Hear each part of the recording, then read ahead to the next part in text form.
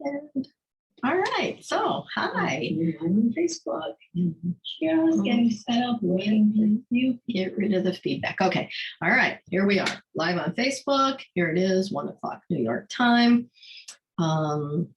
It is March 7th, 2021, and we are recording this. We will be uploading it to YouTube, and we are live on Facebook right now. Now, before we get started, and while we're waiting for people to pop in, I will say that Mickey, which is a normal every week member, cannot attend today. She's got some other plans, so I hope she's having a wonderful day, and we sure will miss you, Mickey. Let's see, some other news to break is, for whatever reason, Facebook won't let me comment on anyone's posts or reply to anybody's comments. So, and it's only in this group. So when I'm monitoring, I will be able to read your comments, but I will not be able to comment in type. I will be able to say it online though, here live. So depending on who shows up, maybe I can have somebody monitor that for me, but I don't know yet. Usually people don't tell me they are coming. They usually tell me when they're not coming. So Mickey's the only one that I knew couldn't attend. And let's see, on YouTube, Ralph, hi, how are you? Miriam is there too. Hi, Miriam. Again, you know, I can like your comments. I can give you a thumbs up, but that's all. It's crazy. And we're gonna admit Regina in. Oh, good, Regina's here. Hi, Regina. So something else I wanted to say, and Regina actually prompted this one, is last week we were playing around with virtual backgrounds. Now, that being said, my computer that I'm using is too old for virtual backgrounds unless I have a green screen. So I can't use one on this computer. But I will try to talk you through it, Regina, if you would like to know this. All right. So I have no idea. So first of all, your Zoom needs to be up to date. So how to tell is across the bottom to the left, you see mute and stop video. Yes. So if you click on the little up arrow on stop video, you should get some more menu. So Yes. it say select a camera, and then whatever your camera is, and then it says choose virtual background. Oh. So choose that. And cool. Okay, so then you can choose from the backgrounds there. You just click on them and you'll see it magically appear behind you. Now, these are the only collections. So those are the ones that Zoom provides. So the one that's the beachy one is actually a movie. So that one will move behind you, and so is the Northern Lights. Now, I don't know if you're seeing the same ones I'm seeing. Yes, I'm seeing Northern Lights. There you go. There you go. Now, I'll test them out. You can do that, yeah. And then the Golden Gate and the leaves, those are stills, and the earth. Now, above the earth, there's a little plus sign. You can click that plus sign to add your own photographs or movies into that. So you can use whatever you want. I'll use the earth right now. I don't want anything moving behind me. Okay. But it couldn't be easier. Exactly. Exactly. Yeah. So now if you look to the bottom where it says I have a green screen, or it says mirror my video. So when I show you guys typed stuff on my screen, it looks backwards, but I have mirror my video for your viewing. So when you guys see it, the type is correct. I wondered about that. Okay, yes. Yeah. So I don't know if anybody noticed or not, but I worked with Mary Fahey and we did a little video, and I saw sent that. her the picture of the Seth house. So, you know, it's like, do I make the picture backwards? Do I make the picture forwards? So we played around with it, and that's how we figured all that out. So, you know, if you see that people are saying, oh my God, that's all backwards, I can't read anything, this is where you click that button to say mirror my video. So then people can see it the way they're supposed to. Yeah, I wonder if that developed over the last year when Zoom was in so much effect, so much use, has become so useful. No, it's been like this since I've started, and I've been on it for about 5 years. It's always had this option. Well, I have had it, but like I said, my computer's too old to use it. So my computer is probably 10 years old. So I can't use it on this one. Now my laptop works and my phone works, but I'm not on those. I like having the desktop in front of me. And I actually, I have my laptop here, so I do Facebook on that. So I'm using 2 computers. I have to hide the keyboard or I tend to grab it. Because what is your desktop? What model and what size? That I'm using for Zoom, it's the Apple, hold on, I don't even know what it is. It's the smallest Apple that they made at the time. But the screen itself, then the dimensions of it would be about I don't know, I'm going to about that Mac. So it's a 21.5-inch screen. It was made in the late 2015. And it is, and I'm only running El Captain on it. So OS version 10.11.6, because the reason for that is I have so many apps that won't run on the new stuff.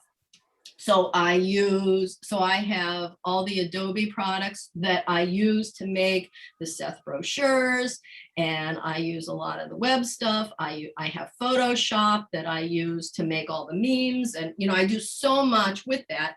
Those apps won't run on my new computer. Well, I just wrote an article, I won't go into it, but I just wrote it about how the technology changes so fast that eventually we can't even get into the old technology to retrieve our memories, photos, books, articles, everything. And you can look back even now to a floppy disk, I can't retrieve it. Well, cassette tapes. These are, you can go to a special place and retrieve, but it's not easily accessible, and you can't depend on whether the stuff will degrade or not. Right. And I can retrieve most of my stuff. I always backed up to an external hard drive. So I have that ability, but I used old technology that I have to convert to USB, and I am a geek, so I'm okay with that. But yeah, for the average user, it can be lost. The other thing, I have stuff from the 80s and 90s. You can imagine the format those came in. Mm-hmm. And even some of the early CD stuff where you cannot retrieve it. You simply cannot transfer it. There's no machine that can do that transfer. Wow. Not even an external hard drive. See, since 84, I have been using apps that do transfer. Like, well, do they transfer 5 1/4 discs? Well, you have to have a device to do that. That's what I'm saying. You have to have the device that can handle. So I didn't use that technology. Oh, so okay. I went from floppy, but like I said, I always backed up to a hard drive, so I can use the hard drive. So. Well, that's very wise and forethinking of you. Yeah. That was the geek in me. I'm like, save. But I saved a lot to web stuff, and then they went away. So, if they just stopped producing whatever the website was, I lost that stuff. I mean, like they used Flickr at one time, and there was Vimeo, and there were all these different things, and they have evolved over the years. So without those original backups, yeah, you're lost. Yeah. Oh, there you are moving around. Sorry. All right. So anyway, it's there to play with. Anybody that wants to play with Zoom and virtual backgrounds, listen to the beginning. I talked Regina through it completely. And if you do have trouble with it, it gives you codes. Like when I go on mine, it says my machine does not support virtual backgrounds unless I have a green screen. And here, let me show you what happens. So if I say that and I tell it, well, I do have a green screen, which I don't, you see it's brown. So if I do that and I click on it, that's what happens. Yeah. So, Which yeah. has its own effect. It is kind of cool, I guess. I don't know, but whoop, there's the Seth house. So there. So yeah, and I don't know. Oh, the video ones won't do it at all.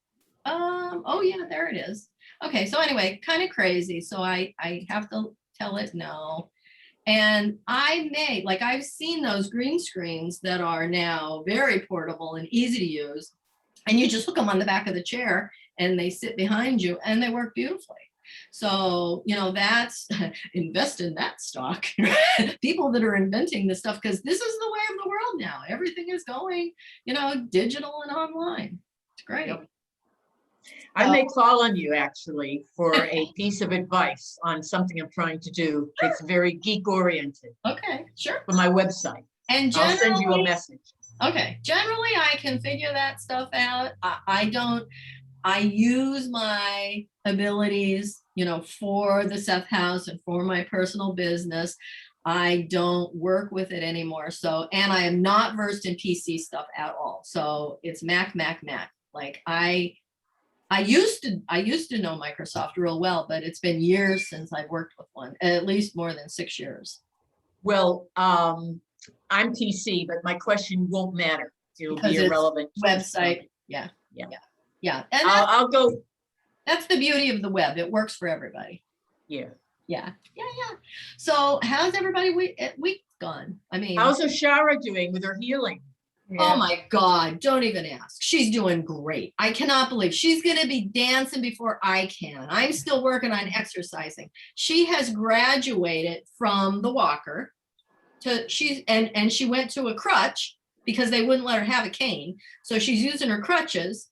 And today she's walking on her own, full weight on that leg, and it's not hurting her. She is like a master healer. I just can't even believe she is moving so fast. Her first appointment with her doctor is going to be Tuesday, and he's going to be blown away by this. He is. Well, congrats to her. Oh my God, she's doing amazing. But you know what? She's very diligent, taking care of it. We've been, keeping up with everything she needs to do. She goes to PT and she kind of stretches herself a little bit. She pushes the button to see where her limitations are, and she's finding she really doesn't have any. You both have PT, and I had wondered about that in terms of the lockdown. How is that handled? Well, they do a lot of cleaning. Like the poor physical therapists are cleaning people. But they can't get close to you, right? Everybody has to wear a mask. They wear a mask and a face shield. Everything gets wiped down before you get on it and after you leave it. My PT, they don't really have to be that close to me. Like they demonstrate stuff, but Oshara's PT people have been manipulating her leg. So they do stand over her, somewhat. But they've been doing that since I started in November, I guess. So they can be close enough to touch. So yes, we're not 6 feet apart, but it's going well and it works, and they've got the protection. They are super vigilant about, disinfecting everything, and everybody wears their masks. And, the only time you can take your mask down is if you're drinking water, and then you put it right back. So yeah, they're doing a great job. And ours is in the hospital. So we both go to the St. Joe's Hospital local here and have PT. I don't want to take up your time, but didn't you feel trepidation going to a hospital? Yes. Oh. I did, having the operation, and that's why I opted for PT over the operation. And I'm like, I do not want to go into a hospital during COVID. And you know what? It was total fear in me. And when I thought about it, and actually my daughter brought this up, she goes, Mom, the hospital is probably the cleanest it's ever been because of COVID. And I'm like, oh, that's a good thing to think about. So they were amazing. And we went to 2 different hospitals. Her surgery was done in Pennsylvania. Mine was in New York. And they each had their own kind of ways to do things. Like when I had mine, there was no visitors. I was there alone. My daughter dropped me off. And then Oshara was here when I was done. There was nobody with me. When Oshara's was done, the Friday before her surgery, they opened it up for visitors. So I was able to stay with her through pre-op. They allowed me in post-op, and once she was out of recovery. And then I was able to do like regular visitation hours, but they never asked me to leave. So I could stay as long as I wanted. So they were really good there. Whereas when the hospital I was at, it's like you are alone. So yeah. So everybody's doing their own thing. They're doing the best they can. And I really believe I'm very protected. I'm doing everything right. I follow the guidelines and the rules, and I just feel safe because I'm doing everything right. That's wonderful. Yeah. So I opted to get the vaccine. I got it yesterday. Okay. Did you get the one that you have to get again, or the single? Yeah, Pfizer. Pfizer? Okay. My daughter had a Moderna, and she's been full aid now. She's had her 2 doses, and she had no symptoms at all, just a little sore arm. Yeah. Yeah. You too? Yeah. Good. We don't qualify. We aren't. Really? No, we're healthy and we're not 65. So Well, I'll be 65 next month. okay, well, we're both 61, so we don't fit any criteria to get the shot. But I do believe our age group is in the next group that will qualify. Yeah. Even though I felt protected, but I feel it's a tool and I'll use it as an aid. It's a tool, and it actually aids in the mass protection. So, Yeah. and we probably will get it too. We want to travel, and so we probably will get it more for those reasons, and because of the mass consciousness, all having this together, and everybody knows that it's the right thing. So yeah, I don't have any problem with it at all. Yeah. Cool. So how's your week been otherwise?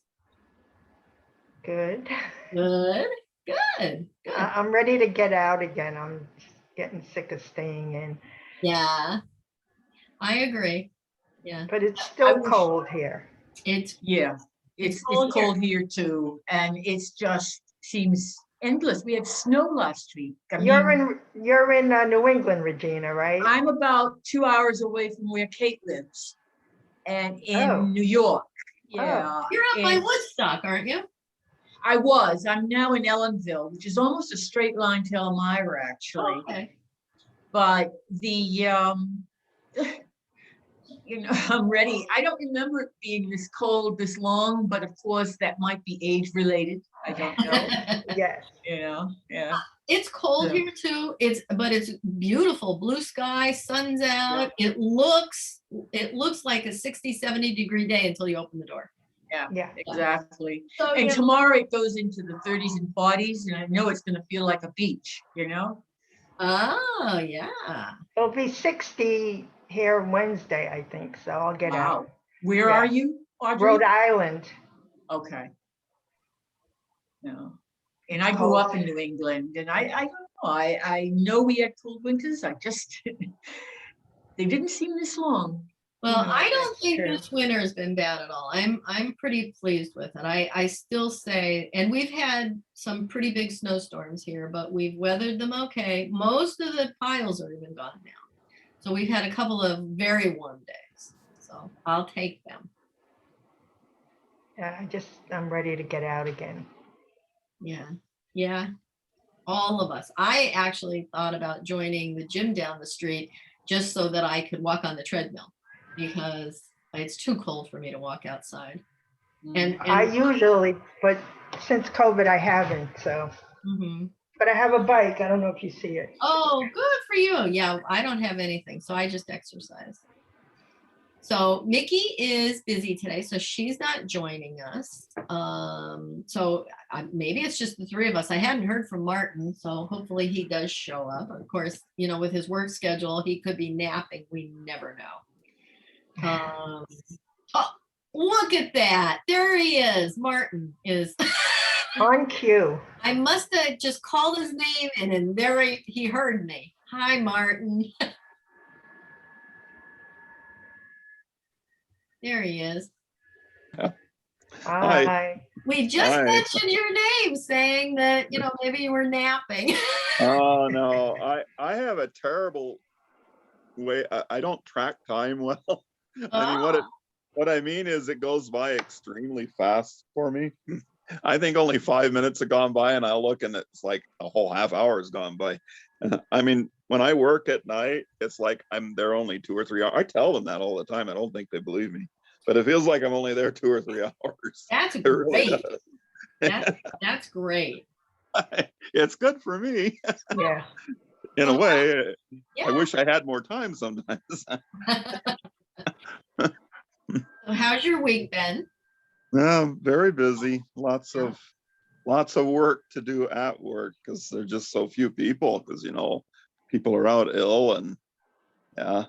Do you have a lot of people out ill with COVID? Yeah. Or It's not so much that, it's just, you know, they're being cautious. okay. We have people out that have been diagnosed as COVID, yes, and we also have people that are out because they don't want to risk that they might have it. Yeah. Okay. All right. Yeah. So both That's situations. valid. Yeah. That's valid. Yeah. So did anybody do the exercise from last week?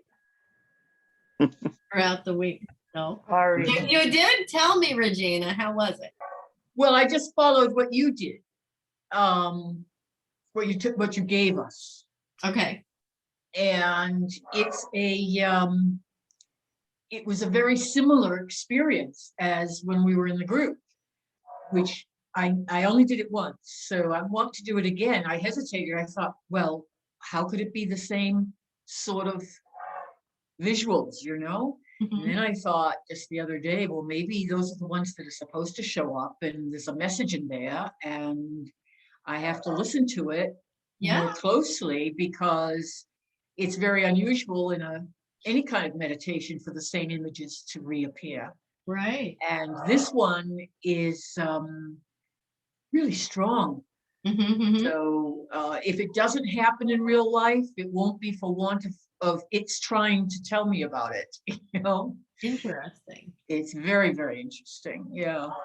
And it involves some public speaking, which I don't see. I personally have no idea what that's about, but it's just fascinating to go through it anyway, because I remember one of the first things I read was that practice from Seth, and the feeling I got, and I did it over time periodically, but not guided, just on my own. But I remember thinking, I ought to be doing this more often, and because there would always be some kind of inner response to it, a very positive inner response. But after you guided us through it last week, I realized, well, maybe one of the reasons I haven't is self-discipline or hesitation or who knows what, because it's been a lot of years since I first encountered it.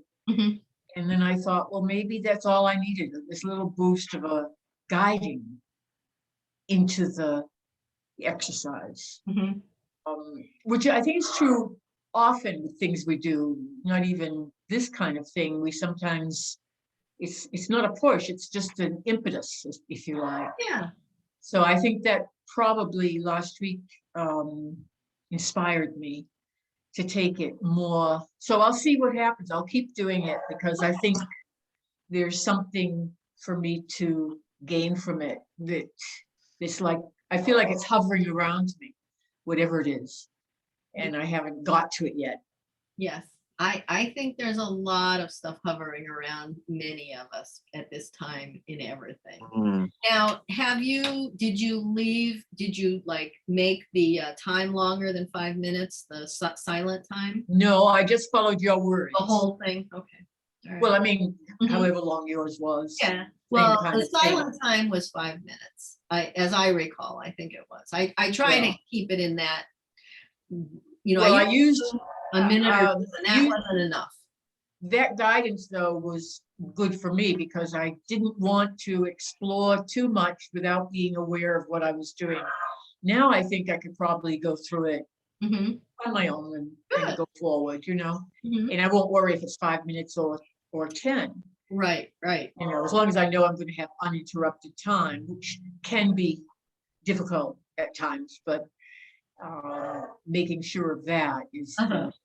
the key. Anyway, it was, I think, a wonderful opening great. into that exercise. Well, the one that we're doing today is about, I know the name of it is following non-recognized neurological sequences. I'm like, what does that even mean? Is And- that how it's described in the text? I meant to look the text up and did neurological, is that what the word used? No, I don't think so. It just talks about events, and it's the memory of the events. So the text does not use that kind of wording, yet that's how it's worded in the exercise booklet. Oh.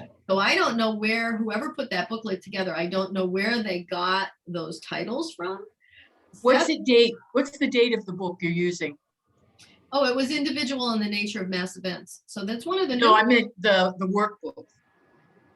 Oh, I don't know. It's online. Hold on. Let me see if I can find it quick. And I don't even know if it says what it is. Let's see. The workbook is, so it's called Seth, a compilation of exercises. All right, I know when those were created. Those were created in 2000 because in 99 at the Elmira conference, that's when Linda Dahl canceled the Seth International because her partner had passed away.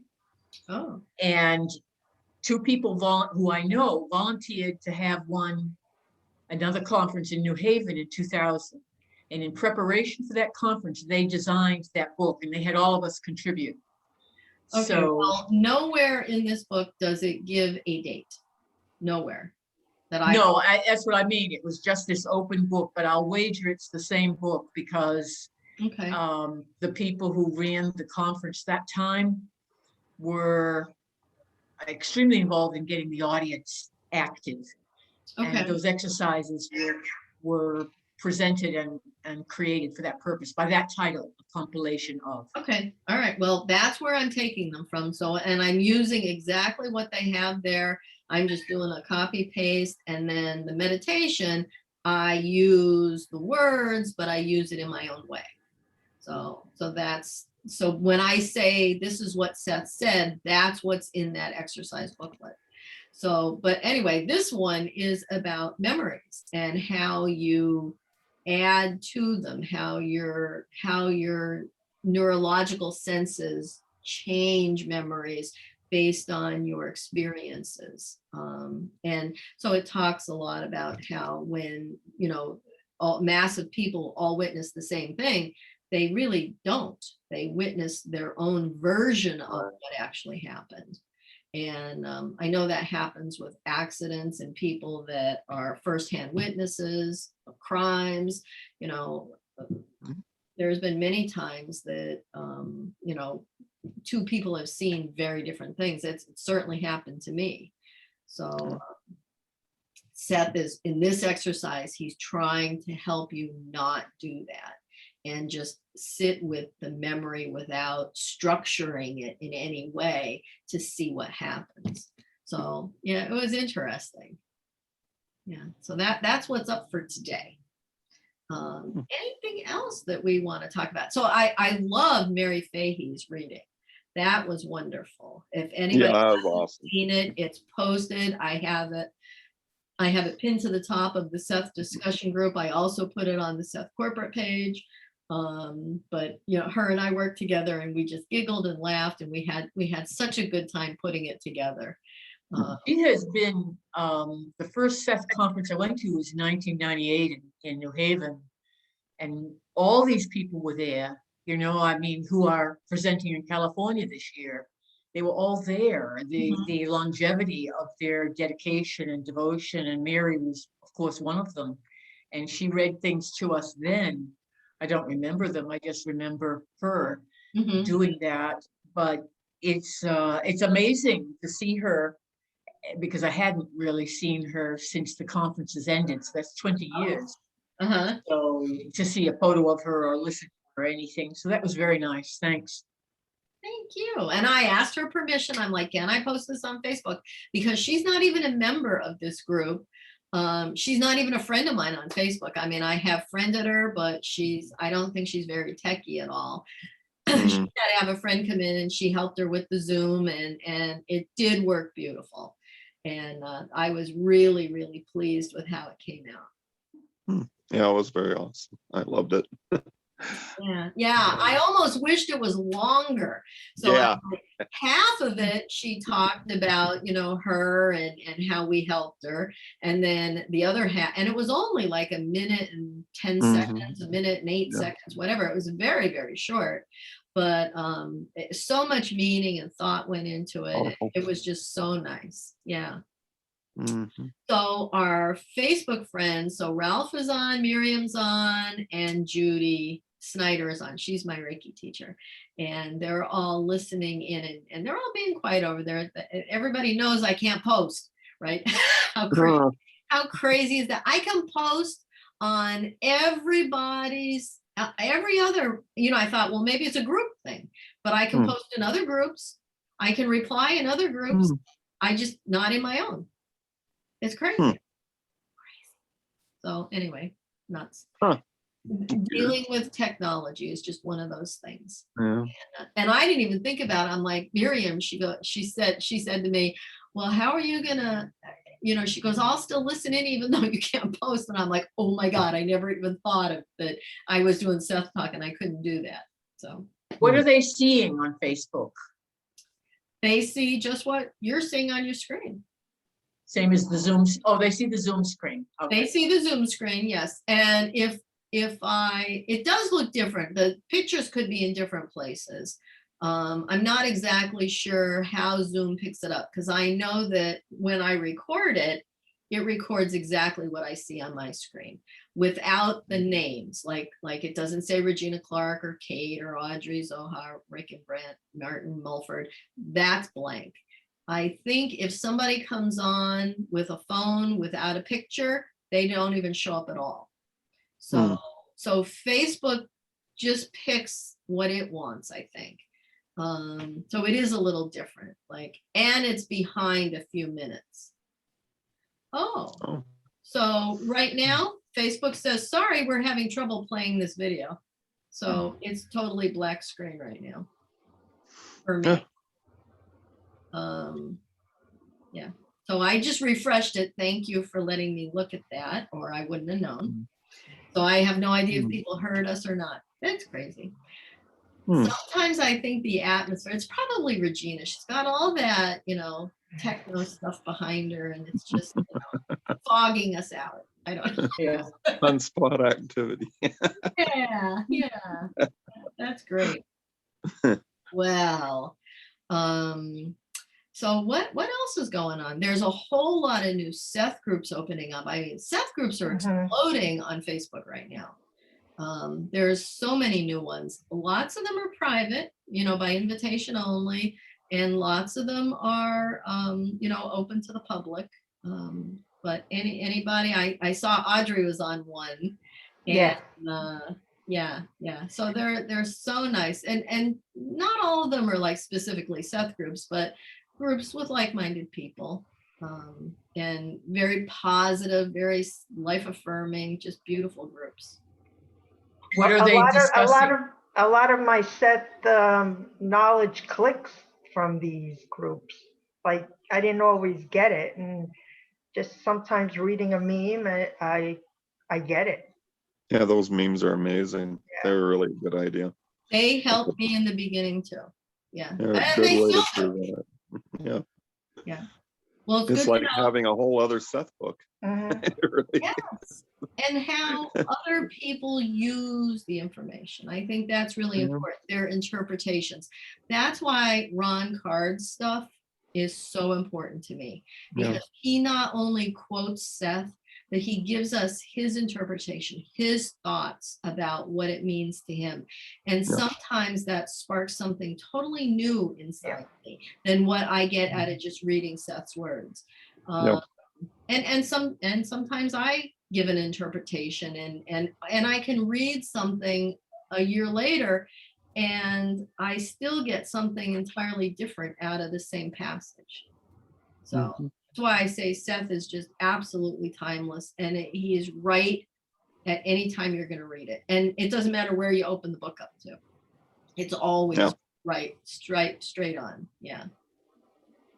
Well, Miriam is getting audio and video, so it must have been my computer. So that's a good thing that we're not just having black screen out there. That would be awfully boring, right? Yeah. So I do love the memes. I do love people's interpretation of what they are. And I don't always agree with them, but for the most part, it just gives you a different way to think about it. And even if you don't agree with it, you may have a different thought that you can then contribute to. Mhm. So, yeah, I think it's wonderful, as opposed to the ones that are just flat out quotes. You know, I love hearing people's thoughts, you know, how they feel about it, how they put it into their own life. You know, I mean, I know my Seth story, and the Seth material helped me to heal, and still does every day. I still work on it. It just doesn't ever end. You know, Ron I'm talks, working on that. yeah. Well, it is a work in process, and it's a constant thing. You know, you look great, Audrey. You're all, hey, you do. My allergies are just driving me nuts, but Really? thank you. Oh. Now, what do you know you're allergic to? Well, I think it's a gut issue, food, and my histamines go nuts. And this is actually was in the emergency room here, and they gave me an hour of antibiotics and sent me home with a week of prescriptions, and I've never been the same. So I think it's a bacteria imbalance, and I'm trying to work on it. Yeah. So what I did for mine, and mine was a gut problem. Although it wasn't the histamines, for me, it was upset stomach. It was stomach and belly pain. It was realizing my relationship with food. I expected food to do certain things to me.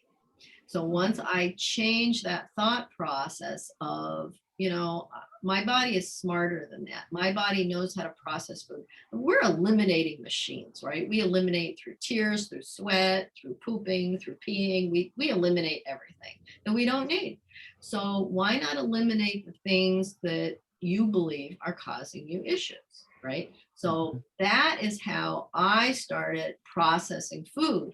As I was eating it, I was like, this food, my body knows how to take in what it needs. It's going to get exactly what it needs, and anything it doesn't need or like or want is just going to be eliminated with ease and grace, right? That was important, with ease and grace, not eliminated through pain, Yeah. which is what was happening before, but it's being eliminated with ease and grace, with no pain or pressure. Just go. My body is so smart, it knows how to adapt to all of this.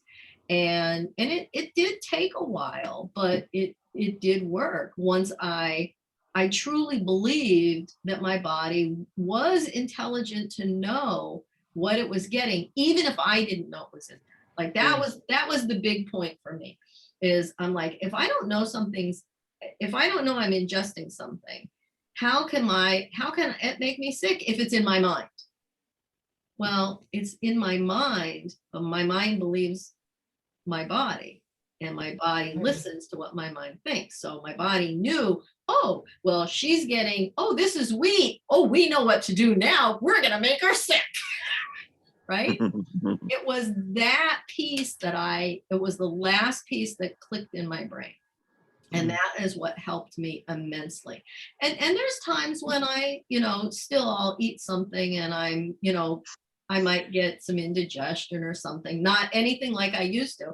But even last night, Oshara's like, you need to work on those affirmations again. She's like, you can eat anything you want and you need to tell your body that it knows how to take care of this and that it's good for you. And I'm like, yeah. So it is an ongoing process. Our bodies and our minds are so used to thinking an old way. I think it was tied into me not being happy here. Also, Seth said when he broke down disease. So I think it just it all ties in. But you But are I'm getting happy now, right? yes, I'm getting better. Yes, And when Good. spring comes, you'll be deliriously happy. I will. I know one of the things the Seth material introduced me to, well, it didn't introduce, but reaffirmed for me, was how much the body knows what we're doing and how to heal itself. Yes. Nobody else can heal you.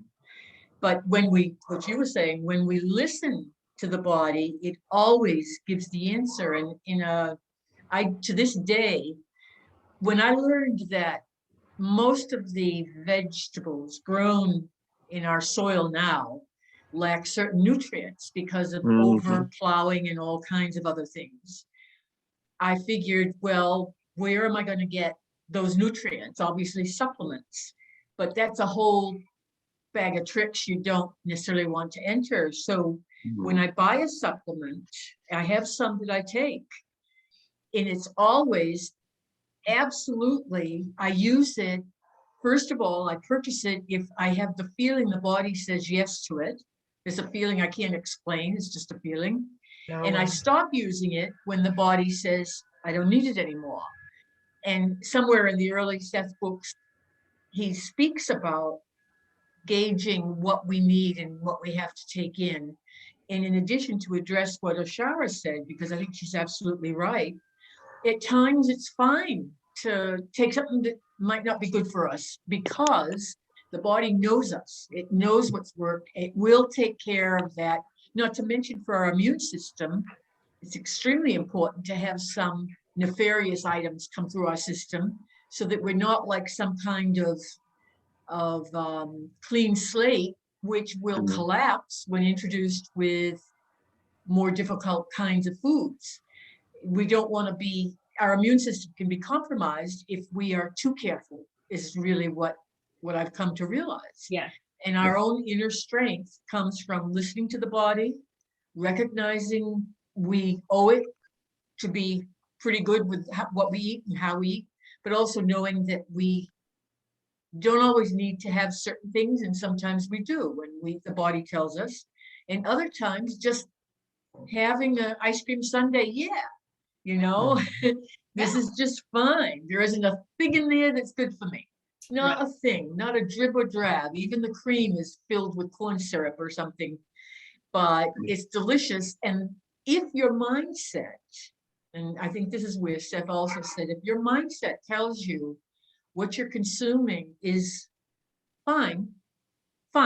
If you enjoy, that was it. If you enjoy what you are eating and not forcing it or anything, you just plain enjoy it, the body will process it.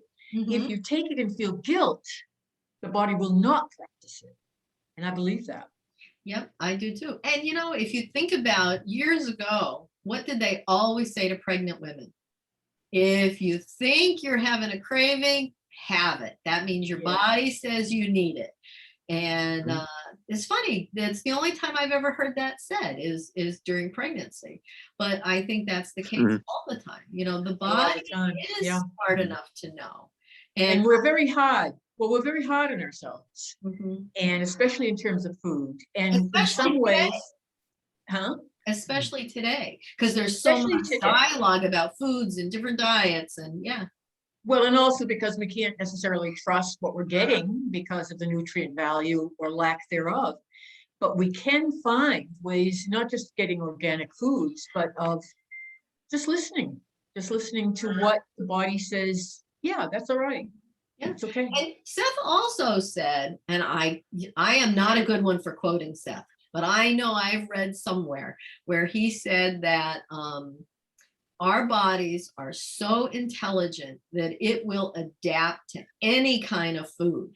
And I remember that was in a book. So whether it's processed or it's non-organic or it's whatever, I do believe what he said, that our bodies will adapt and will get the nutrients it needs because we are creating this. So if we create the thought that we're ingesting stuff that's bad for us, then that's exactly what we're That's doing. what that's what it would be. And most people do think that way.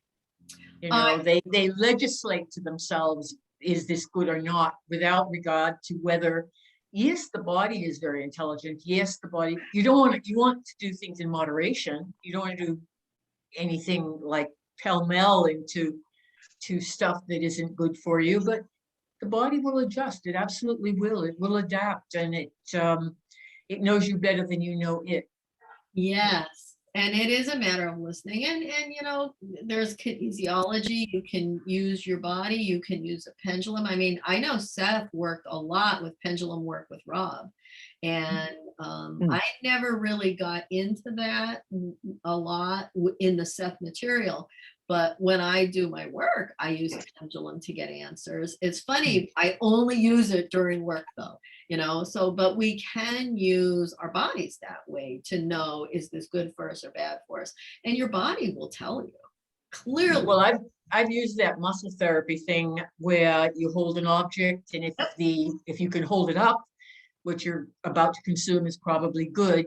If it isn't, it'll go down. The only problem with that is that if you believe that technique works, yes. But if you doubt the technique, you're back where you started, you know. Right. So again, it's the belief system. Yeah. Everything is the beliefs. And you know, if Seth taught me anything, that is, you know, to have the best beliefs possible, because that is what's creating what's around me. So yeah, everything is beliefs. And you know, I know Oshara talked a lot about belief busting. And we used to do this when we met here together. And if somebody would say, oh, I got into this food that is just terrible for me or whatever, and she's like, change that belief. We have the red button. Yeah, it's good for a lot of things, that red button. It is. And I enjoy the belief busting, and she calls me out on a lot of stuff, really. And it's I think that is what's helped me learn. It's helped me heal. It's helped me move forward, because I do have somebody that checks on that and pays attention to that. And you know, and it's just good to have an outside person that can help you with those things. See, now Or an outside person guiding you through a Seth exercise. Yeah, exactly. I'm also living with somebody who is so into health. He makes the ketchup. Anything he can make, it's made in the house. That's so opposite of what I lived. So I don't know if that has something to do, some co-creating there, but in a negative That's way. wonderful. Well, right. I'm thinking you are ingesting things that are made with love and attention, and how beautiful is that? I have to look at it that way, because I felt better eating crap, but that is a belief that you have. that's right. So this There's is the why button. it's a normal practice that we just have to go through all the time, and be diligent with it. That's all. Just be diligent. I know that it works. When I first met Oshara, probably almost the whole first year we knew each other, I couldn't eat wheat. I couldn't have egg whites. I couldn't have any milk products, almonds, iceberg lettuce, strawberries. Wow. Oh gosh. I was Yeah. allergic to all that, and Yeah. that stuff, it all made me so sick, especially the milk and the wheat were the worst. And it took a long time for my brain to wrap around that. And today I can eat any of those things, they just Wow. don't bother me anymore. I know. And I started out, when I started moving forward to the healing part of it, I would do only organic wheat stuff or organic milk. And I found out that I'm like, oh, well, the organic milk doesn't really make me sick. And I thought, well, it must be because the other stuff has chemicals in it. So that's the chemicals making me sick, not the milk. So all I did was change my belief to something just as bad until I changed it to that wasn't a belief at all. Right. And that my body knows how to handle it.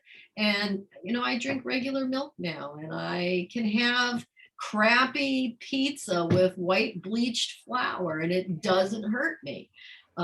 So yeah. It transformed, what I would say fast. I would say within maybe 6 months, it was over for me and I was able to eat anything. Whereas I went almost 7 to 9 years of managing my food allergies. And I was truly a foodie. I was organic. I was vegetarian not vegan, but vegetarian for a long time, and believed that certain foods hurt me, certain foods healed me. I was a true foodie, and now I don't even, I stay as far away from that concept as I can. I don't listen to it because that's just a belief that I had to get over myself. Yeah, it was a big deal. So I get what you're going through, Audrey. But it's the light is there, and the thing that you need will come across, and that'll be your aha moment. Like that was mine. My aha moment was when I couldn't understand how my mind could be making me sick when I didn't know I was getting it.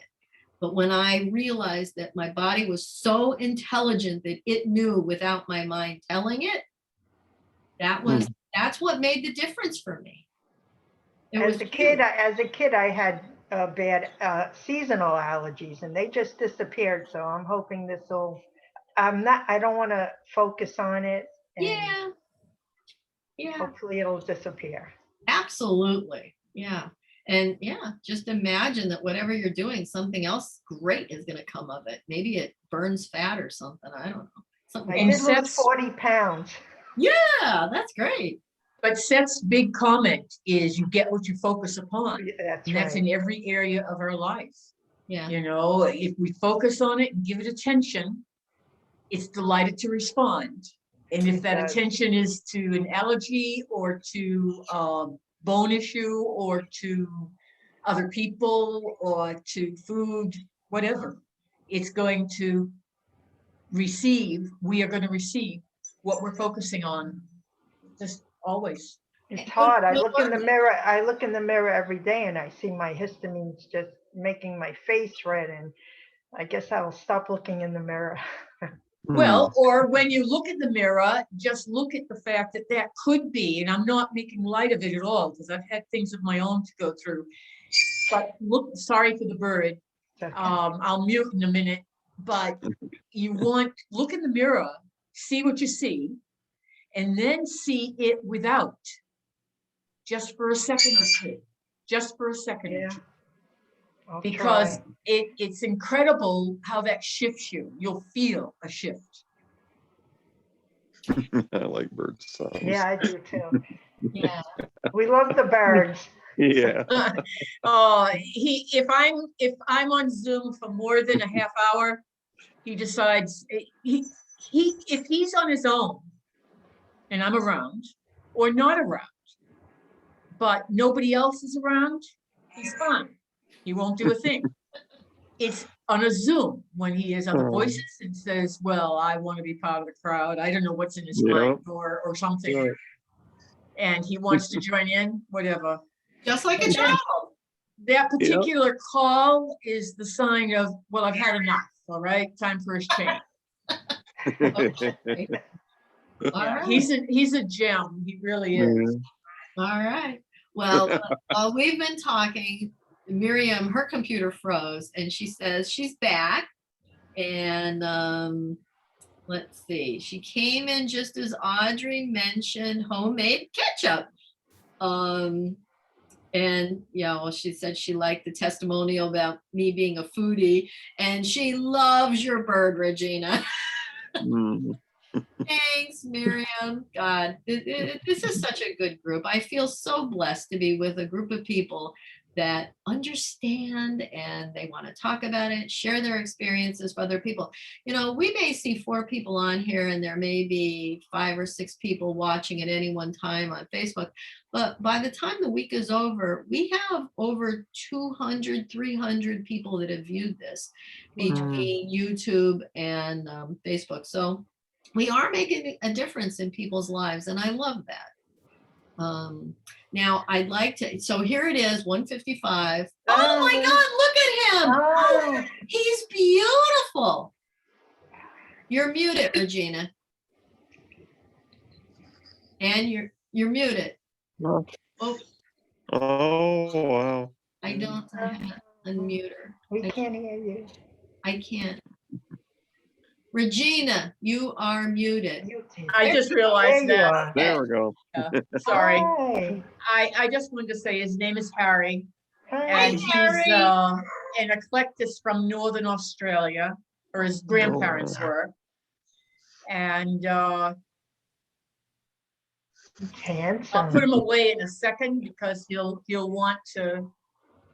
And plus, I keep disappearing. Yeah, you have to have him in front of you because he's green. They think he's a green screen. He's a green screen. That's right. Hi, No, but Harry. he sees you all and he's peering. Oh, So peering at you, checking it out. Aren't you? Hi. All right. Sorry, I just wanted you to see him. that's okay. He's Thank very you. beautiful. Yeah. Well, are you going to put him away? We'll wait until you put him away. We'll get ready here to do the meditation. So Miriam said, what a beautiful bird. Is it an eclectus? That's what she said, I think. Yeah. Yes. Yes. It's an eclectus from Northern Australia. Like I said, his grandparents from there. And they are treasures. He's about 23 years old, and I got him when he was 7 months. Wow. Oh, So, and he speaks about 50 English words, but not when others are listening, just to me. he's shy. Hmm. He's shy when he's on camera anyway. Yeah. Too funny. All right, well, let's get settled in and let's do our little meditation. So this one in the book was called Following Non-Recognized Neurological Sequences. And it is from The Individual and the Nature of Mass Events. If you want to read up more on it, it's from session 806, and it happens to be on page 58. So I am going to mute everyone. I'll do that right now. So everybody's muted now. And let's just take a moment and just settle into your seat, get yourself comfortable, and let's close our eyes. Close your eyes and take a deep breath in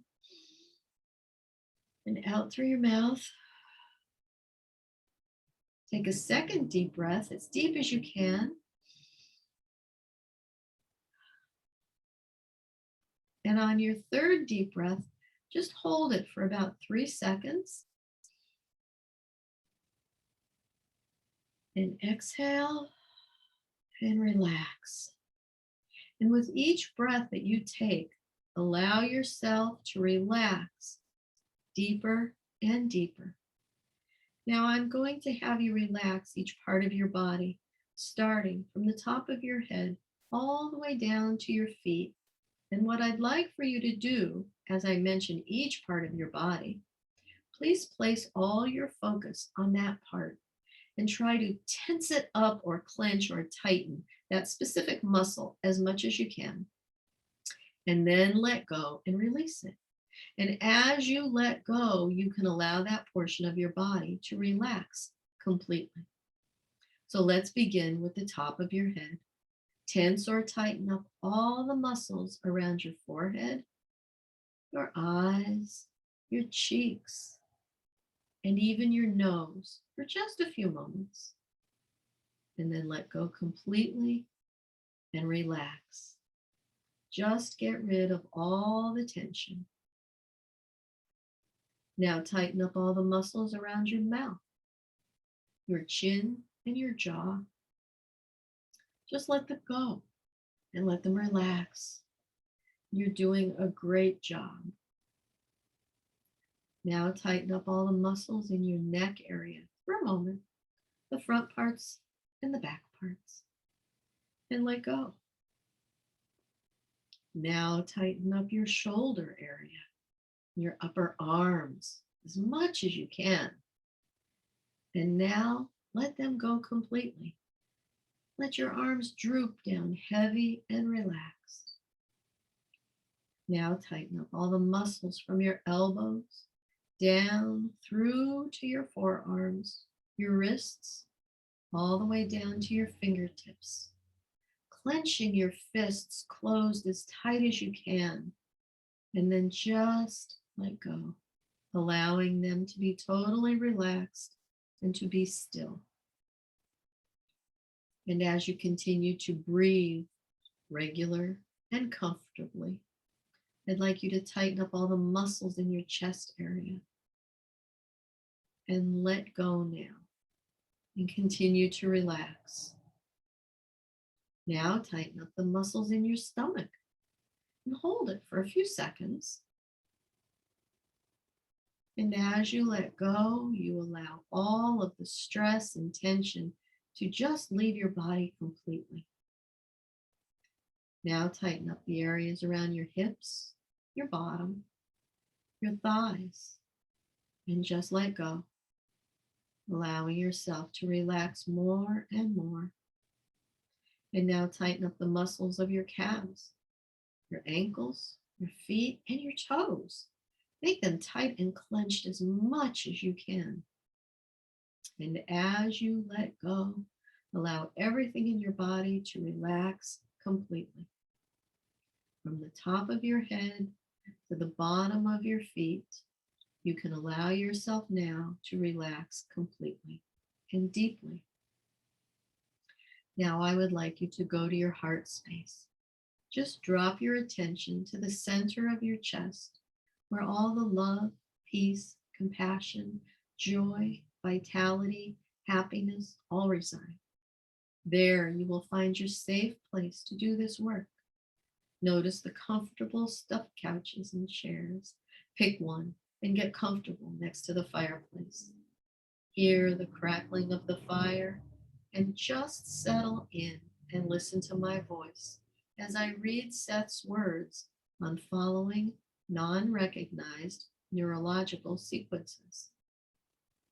Because events do not exist in the concrete, done and finished versions about which you have been taught, then memory must also be a different story.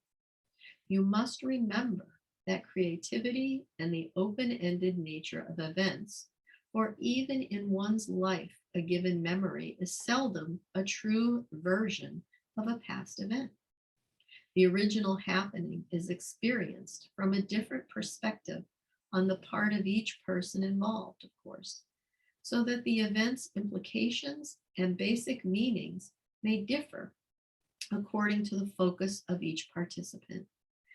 That given event, in your terms, happening for the first time, say, begins to work upon the participants. Each one brings to it his or her own background, temperament, and literally 1,000 different colorations, so that the event, while shared by others, is still primarily original to each person. The moment it occurs, it begins to change as it is filtered through all those other ingredients, and it is minutely altered furthermore by each succeeding event. The memory of an event then is shaped as much by the present as it is by the past. Association triggers memories, of course, and organizes memory events. It also helps color and form such events. You are used to a time structure so that you remember something that happened in a particular time in the past. Usually, you can place events in that fashion. There are neurological pockets, so to speak, that biologically the body can place events as it perceives activity. Those neurological pulses are geared to the biological world you know. In those terms, past or future life memories usually remain like ghost images by contrast. Overall, this is necessary so that immediate body response can be focused in the time period you recognize. Other life memories are carried along, so to speak, beneath those other pulses, never, in certain terms, coming to rest so that they can be examined, but forming, say, the undercurrents upon which the memories of your current life ride. When such other life memories do come to the surface, they are, of course, colored by it, and their rhythm is not synchronized. They are not tied into your nervous system as precisely as your regular memories. Your present gains its feeling of depth because of your past, as you understand it.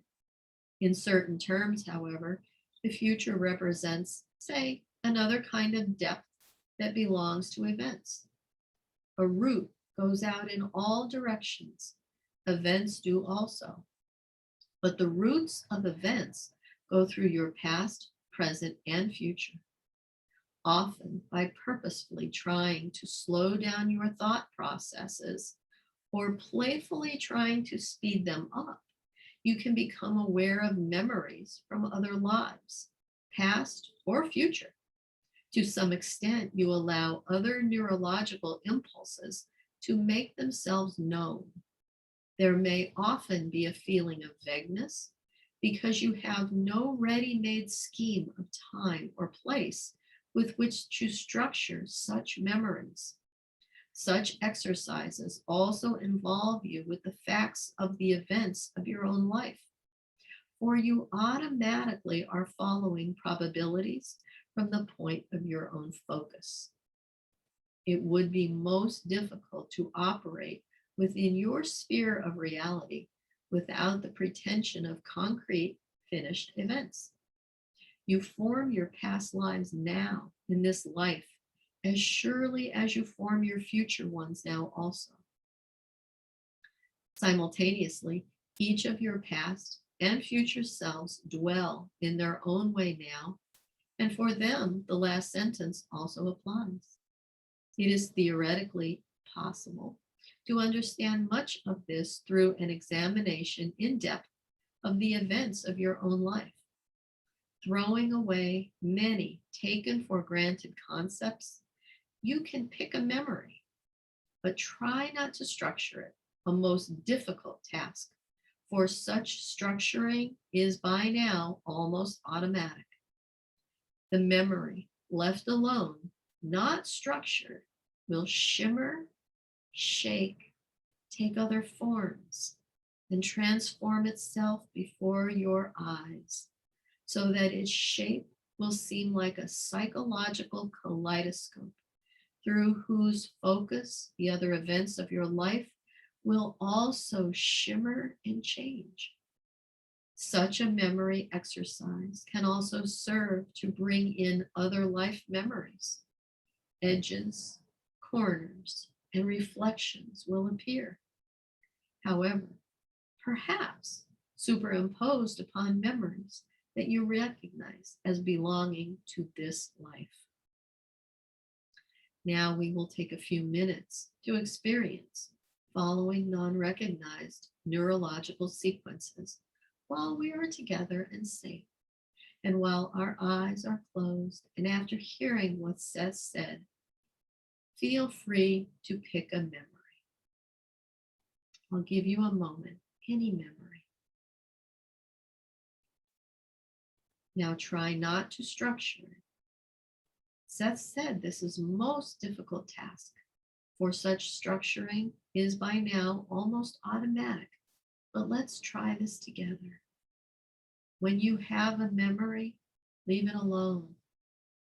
Do not structure it. And watch what happens to that memory. It may shimmer. It may shake. It may take other forms and transform itself before your eyes, so that its shape will seem like a psychological kaleidoscope, through whose focus the other events of your life will also shimmer and change. And let's rest in this for a few minutes.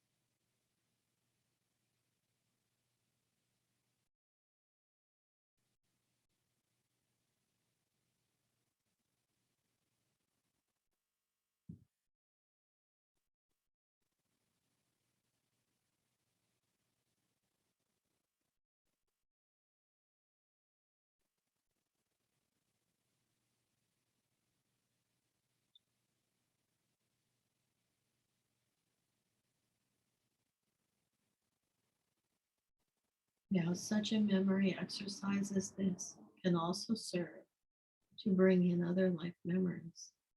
Edges, corners, and reflections will appear, however, perhaps superimposed upon memories that you recognize as belonging to this life. And now that you have experienced Seth's memory exercise, it's time to come back to Seth Talk, totally refreshed, feeling wonderful in every way. So on the count of 3, you will be fully back and ready to resume Seth Talk. 1, you are beginning to emerge, feeling totally relaxed. 2, your mind is clear and alert. Take a deep breath in and out. Wiggle your fingers and toes. Your eyes are starting to open. And 3, eyes wide open, fully awake and feeling fine. Okay, so I will now ask everybody to unmute.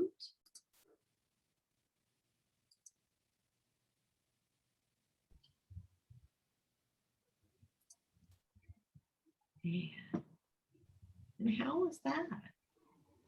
So I will say that when I was preparing all this, I started having dream state weird memories.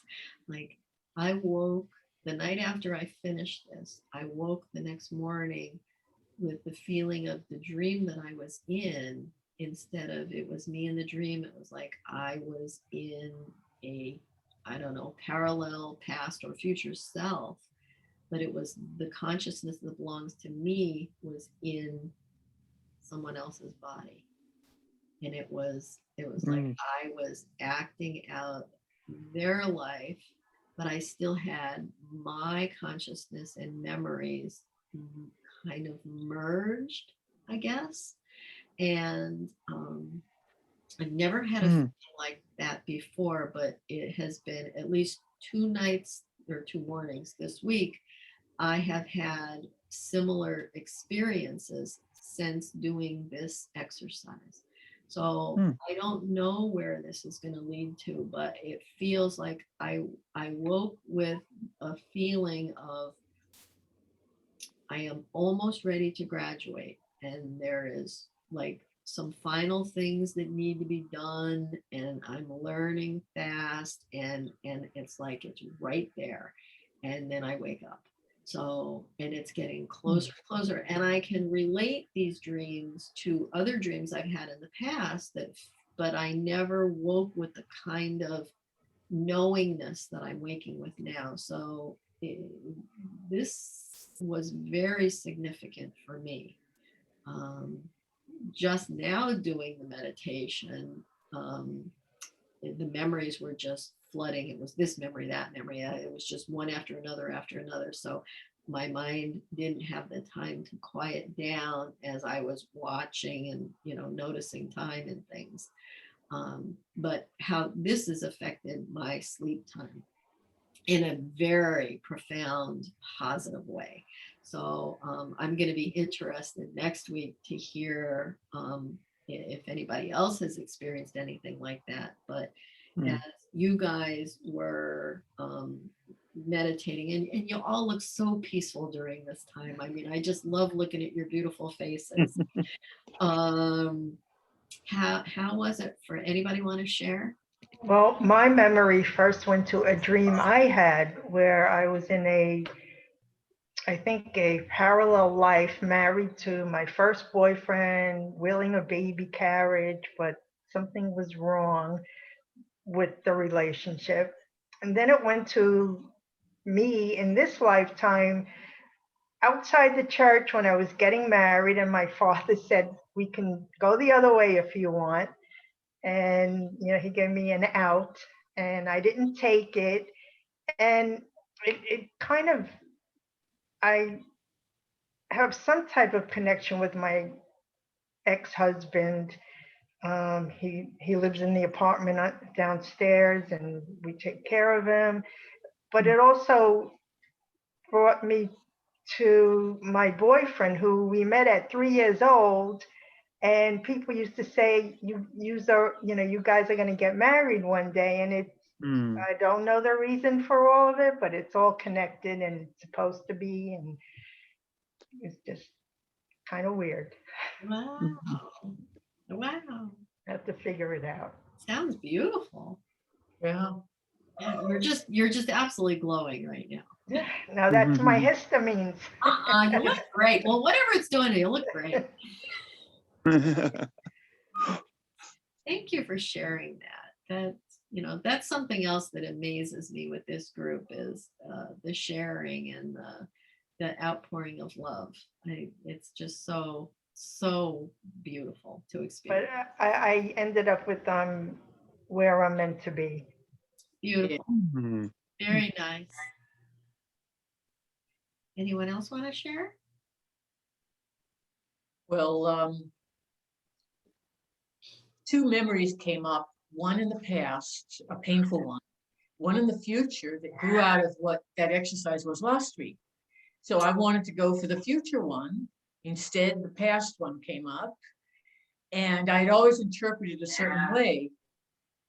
And this time, completely different interpretation. The feeling, message, whatever, was that this event long ago that I apparently had not yet absorbed was the first step in releasing ancient ties I no longer needed. And that was successful for that episode, that's all its purpose was. So that I don't need to think about it in any emotional terms whatsoever. It had a purpose, that was its purpose. And I'm on an ongoing journey. And the curious thing, without going into all the little bits that occurred then in the meditation, the end point before you brought us back was, oh, so that opened the way into this, meaning the future memory, which it was just wonderful. It was wonderful. Wow. So a path, something I saw as painful is no longer painful. It had a purpose. It was very practical, as it were. What does Seth call it? The practical ideal. Very practical. Ancient ties were removed. I didn't know that, but they were. And then the forward progression opened the way to something that's going to happen in the future, which I saw, but it has no context for me. Wow. So that's wonderful. Wonder how that's going to play. Yeah, I'll let you know. All right. I love to hear this stuff. That's great. Yeah, and don't put any, right? I guess we don't build any story around things and just see what happens. That's amazing that you can take a memory that has been difficult for you and you can just change it like Just that. like that. I wasn't expecting it, that's for sure. Well, I'm loving this, loving it. Martyn, how about you? I wasn't trying to make any type of memory come up, but what memory came up spontaneously for me was the first, well, really the only time I ever got drunk. And that was when I was 2 years old. And I do remember it. Jeez. Yeah. I tell people I haven't gotten drunk since I was 2 years old. That's just something I tell people sometimes. Just play. I'm serious. And what was I was there. I was here, but I was there, and it wasn't negative at all for me. And I was watching my mother. My mother was freaked out, of course. My dad, he was really concerned. My sister was laughing, just laughing her head off. She thought it was so funny because his little babies were. I was going around, I was flapping my arms. I'm a bird, and trying to jump off with them, and my sister kept catching me. And but it was a wonderful feeling, and even reliving it, there was no negativity about it at all. It was like I was in heaven. It was a heavenly experience. And I think it was because before I had the memory, before the memory came, I was feeling this floating sensation. So maybe that's the association. And I was certainly floating in that one. Yeah, I was just, and in fact, when I came back, when you brought us back, I felt drunk for Wow. about the first minute or so. Still with me. Yeah, I don't know what the benefit of that was, other than it ended me out of the hospital for about a week, and I have no memory of that at all. In fact, I tried to go to that part of the memory, and just everything went black. So I don't know what happened that whole week that I was in the hospital. My mother said I was like in a coma or something. Wow. Yeah, because little kids aren't supposed to drink. But no. But to take Yeah. an experience like that and turn it into, such a good Yeah, feeling, that's wonderful. a wonderful family, heavenly. There was nothing bad about it at all, other than that it almost killed me afterward. But I have no negativity from that either, because I have no memory of that at all. I That's don't know. Yeah. interesting. Yeah, Very- yeah, just interesting. Thank you for sharing. Yeah. Our Facebook people, I haven't seen anything over there. Miriam is still with us, I think. Yeah. I love doing these exercises. I've, like the rest of you, I've read these and skimmed over them and never really did them. So this kind of is forcing me to do the meditations and to do the practices.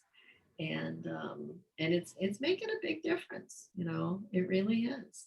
Right? You're still muted, Miss Regina. I just remembered. I want to thank you for the exercises, because the very fact in these books that there are so many exercises, wonderful things. And I remember in the past doing some of them and loving it, which made me very curious. As you've done these, well, why am I still doing those? What's going on here? So you are reintroducing me into what I hope to be a habit, rather than a worry, oh, I should be doing that, because the should have never work anyway. And I also wanted to mention one exercise I did very early on when I first encountered the Seth books. So we're talking 1982. And it's fascinated me ever since. And I've heard other people give variations of this over the years since, but this is the first time I read it.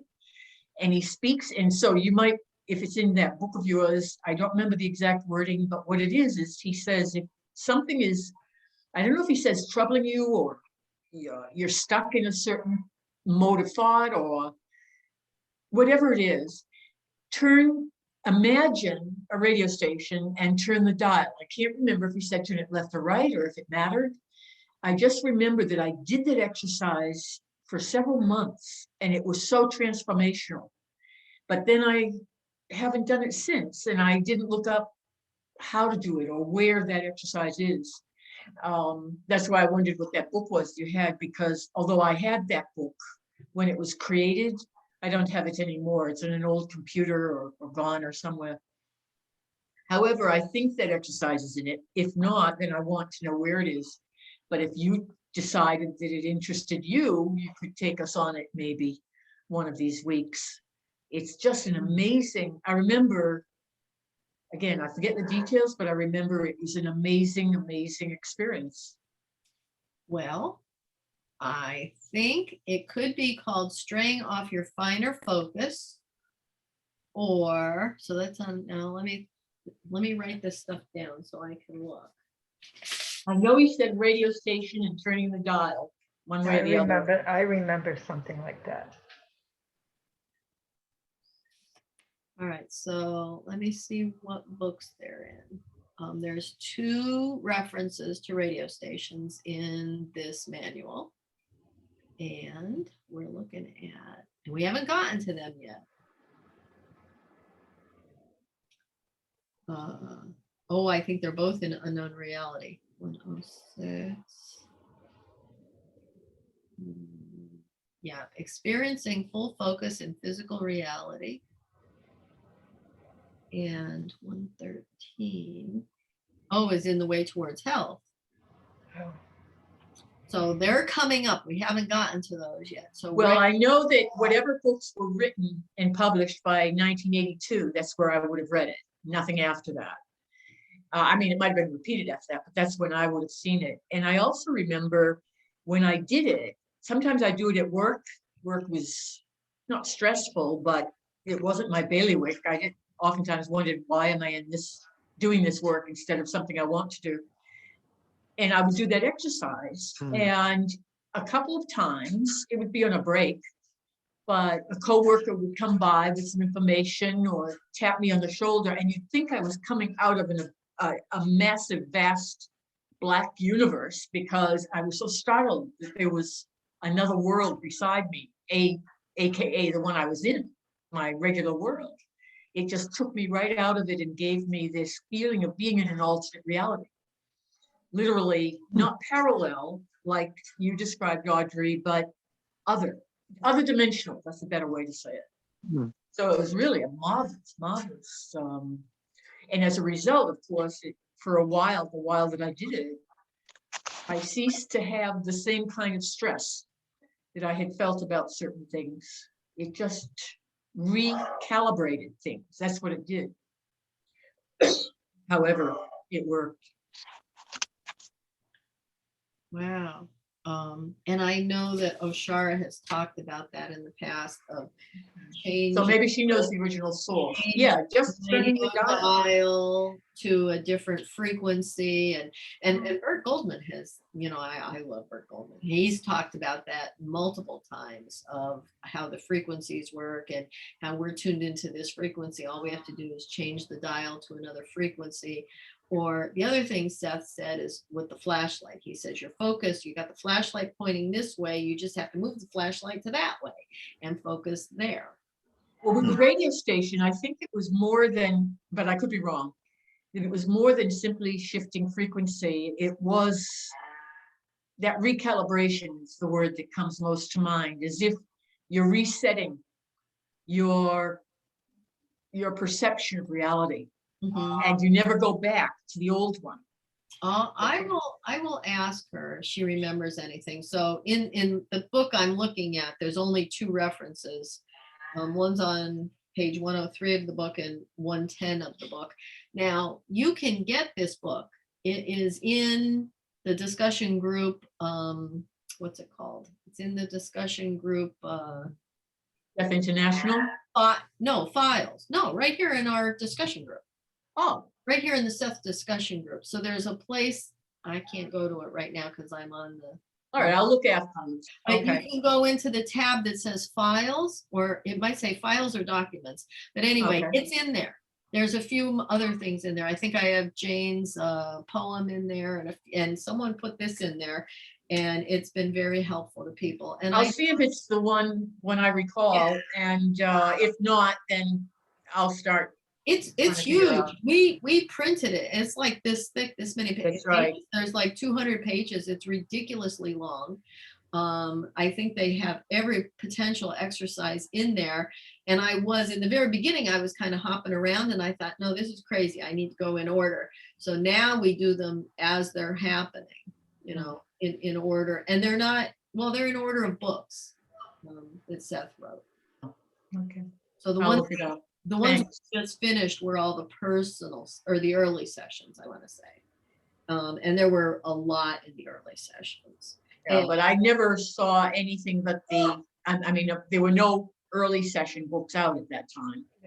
So. Well, there's a lot in the early session. The only things that were out, the Nature Personal Reality, Seth Speaks, the Seth Material, a couple of Jane's earlier books about ESP, maybe the William James one, I don't remember, but when I read them, not all of them were out. So the early sessions came after she passed away. Right. Okay, so the table of contents, the first set of exercises are from Seth Speaks. then the early sessions, book 1 through 9, then the individual and the nature of mass events. That's where we're at right now. That And might be in that one, or because that's a brilliant book, and it might be in Seth Speaks too. see, now I'll do a little hunting of my own too. I was thinking nature of personal reality, and that one's the next book we're gonna do.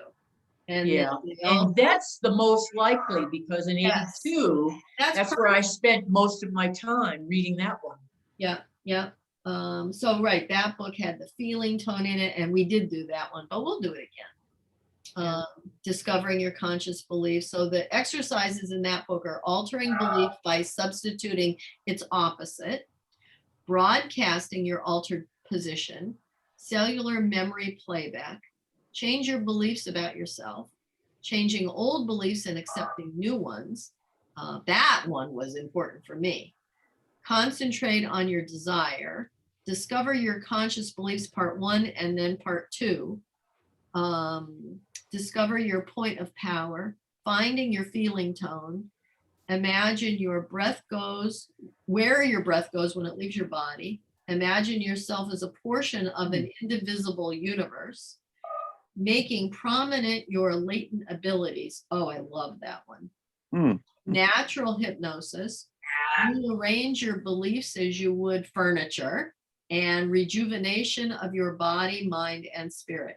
So those are all the titles from Nature of Personal Reality. Okay. Well, I'll do a little looking and at what you've suggested and see. Okay. And if I find the one I'm thinking of, all I can remember is it had such an impact on me that I did it for a few months and when people interrupted me or stopped me or came along in front of me, I literally had to come out of some place into this place. That was the feeling. The frequency had been I had been absorbed into that frequency so completely, or whatever it was, that Right. other dimension. If you find it, let me know where. Oh, sure. And I'll see if it's in this. If it's not here, we'll add it for sure. Okay, sure will. Thank you. Yes, absolutely. It seems like they have to, there's so many of them here, there must be all of them, but everybody, could miss something. Or they might have felt it was a duplicate in some way or something. Maybe. Yeah. But if you got this book before the personal sessions were out, then it has to be a different book. Yeah, no, it was 82 when I was practicing that. Okay. And that was right when I was starting the books and discovering this incredible world of Seth. Yeah. Oh, wonderful. So yeah, it really was. And that's when I wrote to Rob and got some of his postcards and letters and an idyllic time. Beautiful. Yeah, I have to leave now, and I'm just glad to see you all and to be here. And I'll see you next time. And thanks so much for everything and for the guiding us through the meditation, Kate. Oh yes. Yeah. You were very. And I just wanted to say, Audrey, when you look in the mirror, you're going to see what you expect to see. And when I said see yourself without the histamine reaction, I'm not even making that up. That is a Seth thing. He said, imagine, I don't remember what part of the body the person was asking about, or what he was using as an example, but it could have been something with Jane. But he said, now see it in the form that it really is, not the form you think it is, which I love, Yeah. So enjoy. Thank you all so much. And nice meeting Harry. Yeah. Oh, thank you for letting me bring Harry into the picture. That was a real treat. Have a good week. Well, it was a treat for him too. Thank you. Bye-bye. Bye. Bye. Take care. Well, Regina, or not Regina, I'm sorry, Miriam was on. Miriam just said, love you, Regina, bye. So Regina was, anyway, Miriam in the meditation, she said she's still there and she had a sad memory. I think I have to do some personal deep thinking about it. So, and she said, bye, Harry, too. So, thanks, Miriam. And this this is bringing up things that we need to reflect upon, and it certainly changes our belief about things. So when I talked about, my dreams and how I felt, there's a recurring dream I have it's not the same dream, but it's a place, it's a house. And it always felt like this is going to be a future house of mine. Like I dream about the same house, and when I go there, I know where the next room is. And I wake up with this knowing that I've been there. Now with this new realization, I'm feeling like my consciousness is in the person that actually lives in that house. And I'm walking around with that understanding of the location, but with my consciousness here. And that was, it's kind of a weird feeling, Is it a parallel life? I don't know. This is where I'm trying to figure out more. Is it a parallel life? Is it a past life? Is it a future life? Or is it someone else's life that I'm just, inhabiting? Maybe we switched roles or something. I'm not sure what it is, but it's a feeling that I've never had before. And that's been twice this week, ever since I did this meditation. So it is awakening something within me that I feel like, I'm getting more so that I can experience more, because I can understand it at a different level. 10 years ago, if you would have told me I would be talking like this, I would have told you were crazy. Because I didn't understand any of this, and I didn't know what to do with stuff like this. To me, a dream was just nonsensical stuff in my head that had to go away. Now it's taken on an entirely different meaning. I can see Seth spent so much of the early and personal sessions were spent on dreaming. And Oshar and I have always said about, they slept in apartment 5 in that bedroom. That was the dream room. That's where Jane dreamed and did out of body experiences, and Rob too. So, and that's a weird, when I wake up in that room, it's a very small room. Like the full-size bed is in there, and there isn't a whole lot of room. Like you can't walk around the bed. You have to kind of go sideways, and there's just a little room to walk between the two rooms.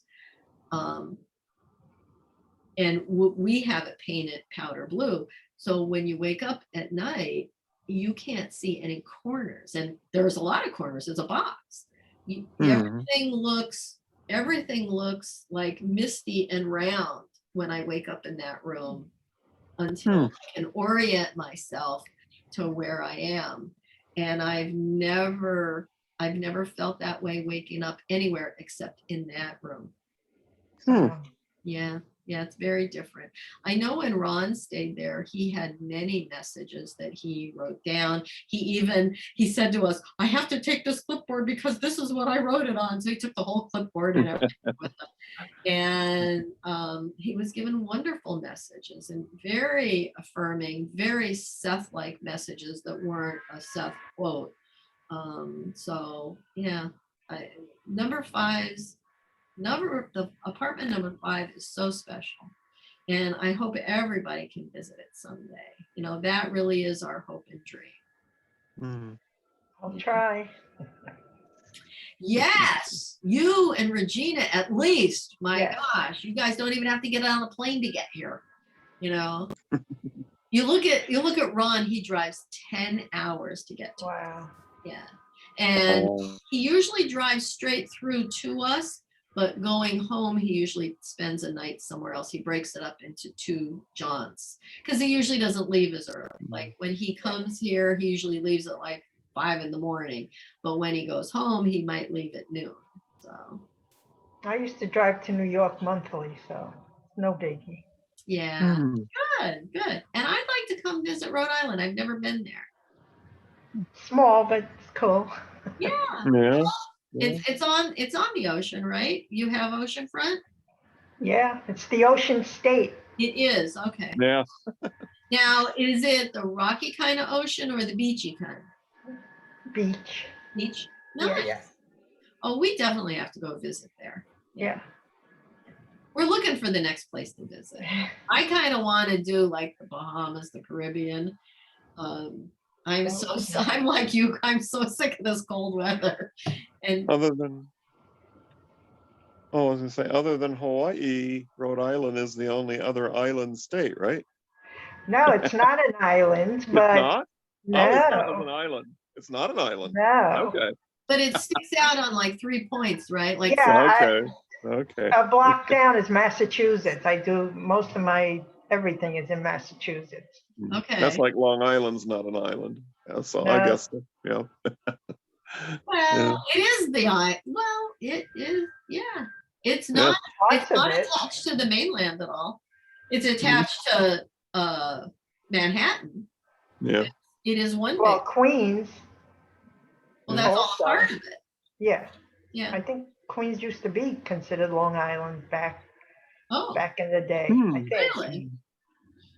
before I was born. All I know is it really is long because we've visited people there, and oh my God, it takes forever to get anywhere. Yeah. It's a busy place. Hmm. Yeah. So I didn't go there much though. I lived in Queens, but yeah, I didn't go to Long Island that much. I've only been to Queens once when the MoMA was there. When they were renovating the Manhattan Yep. MoMA, and they put Yep, it. yep. So I went to see Starry Night, and when I got there, it was in France. Well, So oh, no. I didn't get to see it, but I got to see Queens. Hmm.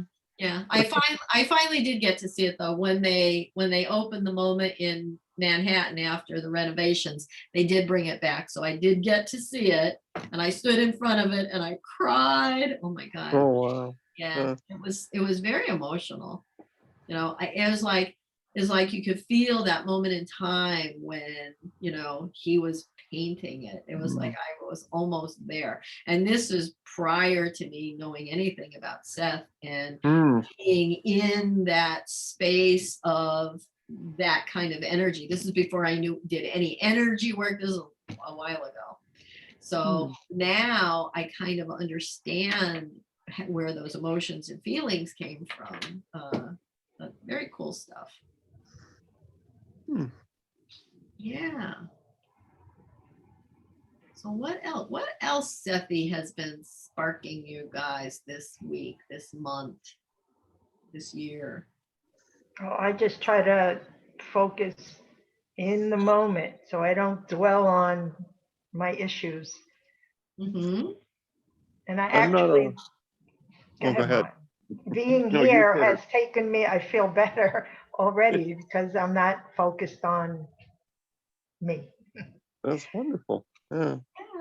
Yeah. Go ahead, Martyn. I had noticed, I'm not a UFO buff. I mean, I I don't am. dislike them, but it's kind of a mild interest. I mean, I'm interested in like I am in anything, but I was noticing today that the Space Force, that's the newest military branch.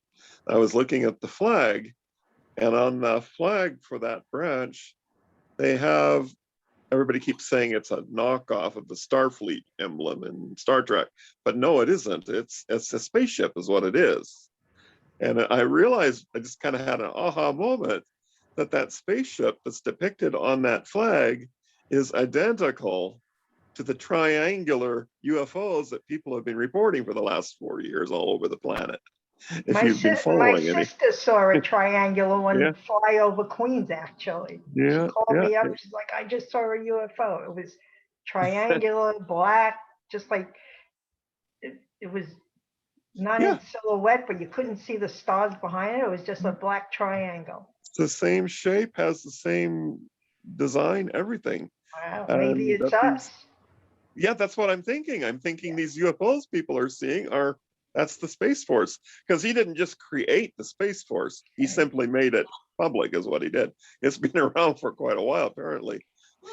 So, wow, that means we already have warp speed travel then, because Wow. those things are traveling with warp speed. I mean, they're warping space. How does the human body, I guess, handle Yeah. that? That means we could be traveling everywhere. That would be nice. I Yeah. have never heard of Space Force before just this minute. Really? Huh. No, No, it's the newest branch of the military. Yeah. I see. I know. I just Googled Yeah. it. Like, Yeah. I That- had no idea about this. You see that emblem? That's a spaceship. I see And it. it's- Right. It that's- does look like Star Trek's thing, but no. Yeah. Wow. Yeah. It's just kind of cool. Wow. So it's a part of the Air Force, but a little different. Yeah. Interesting. First thing that came up was an ad for discover your skills, earn a degree, join the Air Force. And actually their website is spaceforce.mil. So yeah. Yep. Wow. No, I never heard of this before. Huh. I'm so behind the times, aren't I? That's okay. Huh. Yeah. How interesting. I'll have to look at this a little bit more. Yeah. Fascinating. My father actually said he saw a lot of UFOs. We hear, I've never seen one, but by our airport and by the route that goes between here and Ithaca, there's been a lot of reports of UFOs and between here and Pennsylvania.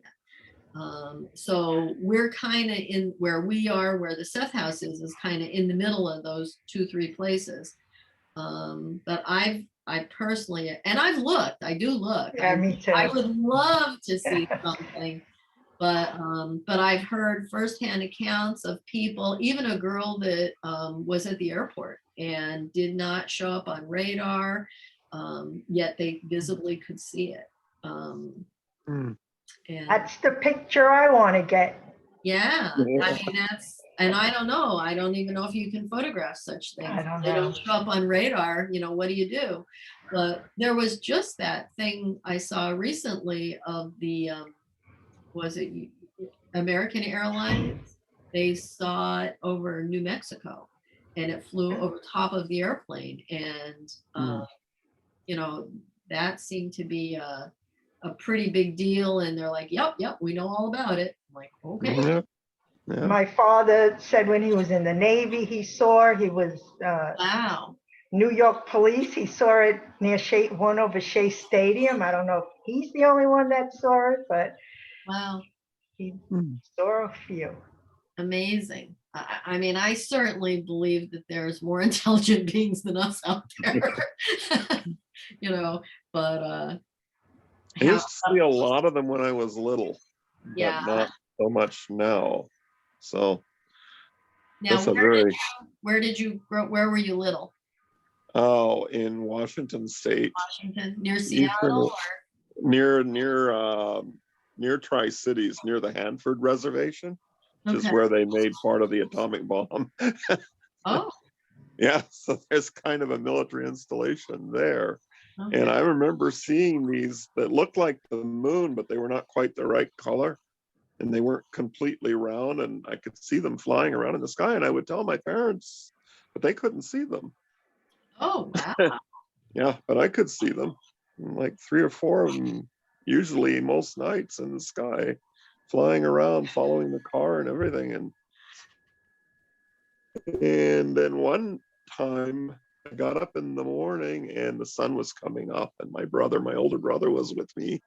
And this great big huge light appeared above us. It looked exactly like the sun, except it was huge. And it was right above our head. And I could not get him to look at it. He wouldn't look up. He kept looking straight down at the ground. He wouldn't look at it. But it didn't make any sound. It didn't have any heat, nothing. But yeah, and it wasn't the sun because I could still see the sun coming up over in the distance. It was just another sun. That's what it was. Yeah. Well, I just quickly Googled finding Seth to see what Seth had to say about UFOs. And there's only 11 references. And the first one is not really a reference. The second one, though, says the atoms and molecules that structurally compose the UFO and which are themselves formed by vitality, are more or less aligned according to the pattern of its own territory. So he's talking about flying objects is something you actually, as you view it. So that's in Unknown Reality, book 2. Hmm. And he talks Did he- about the. Did he say they can blink in and out of realities? Well, he didn't say it there. So let's see. Then he talks about this one is also in Unknown Reality. He says, many of you I know would like to find in this book answers pertaining to Atlantis, the Bermuda Triangle, UFOs, and many other such questions. Then he says, however, those pertaining to the unknown reality of the psyche and those that relate to the kind of being who perceives in one way or another an Atlantis, a Bermuda Triangle, or a UFO. Or in greater terms, until you ask deeper questions about yourself, these other experiences will remain mysterious. Let's see, what else did he say?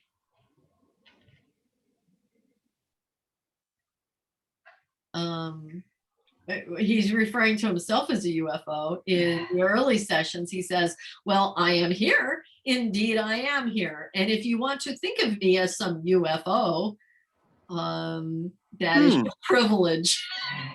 So kind of that could be it. It could be manifested intelligences in our reality. That could be what a lot of the UFOs are.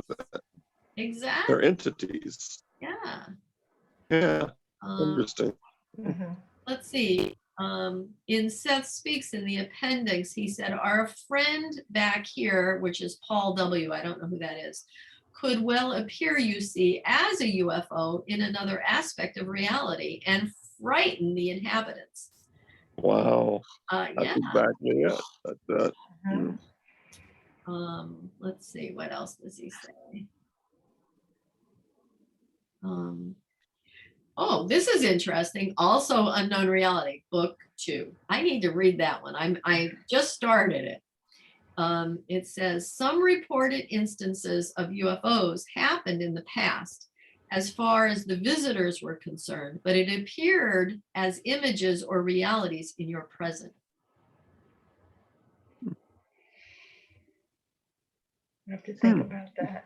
Wow. So Seth is saying certain sightings of UFOs, and this must be Rob talking. So he says Seth told class members represented the appearance of visitors from other realities rather than from elsewhere in our own universe.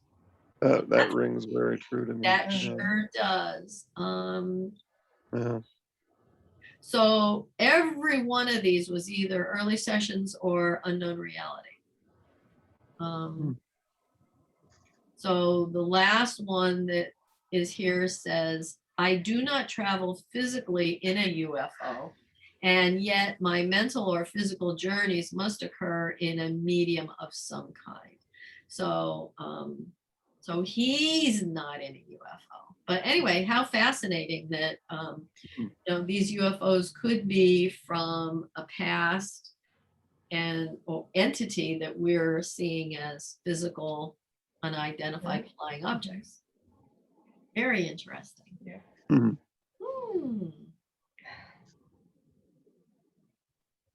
I'll keep looking up.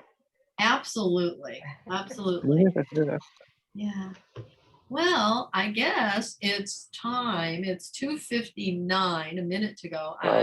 It so blows me away how fast this all goes around. Yeah. Now, Regina is on Facebook posting. She says to me, Kate, had to look for that exercise while heading to the next Zoom class. Session 711 in Unknown Reality 2. Found it on Google in an obscure reference that just popped up. Somehow it's right there. So check out session 711 in Unknown Reality. I will look for it as well. And I want to thank everybody for being with us. Thank you, Regina and Miriam. Ralph was on. I don't know if he's still on, but thank you for being here. And Judy. Miriam, she's saying, love you guys. Bye, everyone. Bye. Bye. And thanks to Regina and Martyn and Audrey for being here. Thank you so much. And Really. we send lots of love to Mickey and what she's doing today. We missed her very much. Love you, girl. And we'll see you guys all next week. Bye-bye. Bye. Love you all.